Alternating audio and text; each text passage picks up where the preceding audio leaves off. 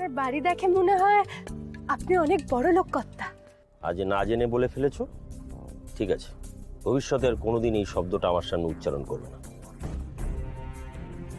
এই জাদুকরকে এনে ভালোই করেছি বল, কিরকম গ্রামের টোনে কথা বলছে, একদম কনভিন্সিং লাগছে। দেখো আমার টাকা মানুষকে বড় লোক করে না।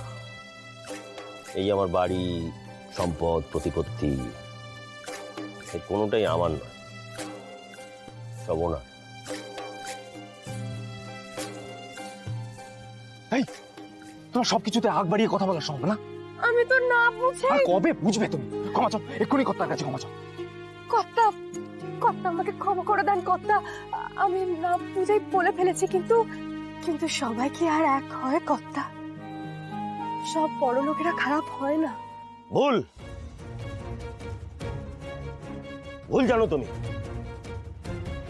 দেখো মা, তুমি আমার মেয়ের মতো, কাজেই দেখা অভিজ্ঞতা সব তোমার থেকে আমার অনেক বেশি। আমি বলছি সবাই এক। টাকা ওদেরকে অন্ধ করে দেয়, টাকার অহংকারে ওদের মাটিতে পা পড়ে না, ধরাকে সরাজ্ঞান করে ওরা। আমি কোনো বড় লোককে বিশ্বাস করি না। ফোন করেছি, এখনো তো এলো না। এতক্ষণে তো চলে আসার কথা।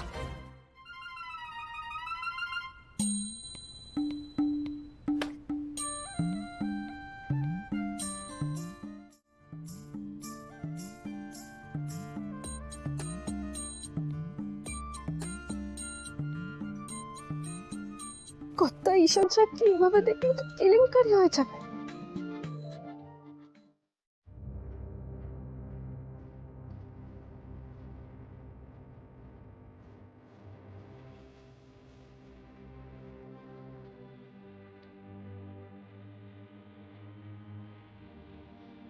আগে থেকে চিনিস নাকি? না না দাদা ভাই, আমি চিনবো কি করে? তবে দেখে আসছিস কেন? না, আমি হাসিনি তো। ঘরে যা, ঘরে যা।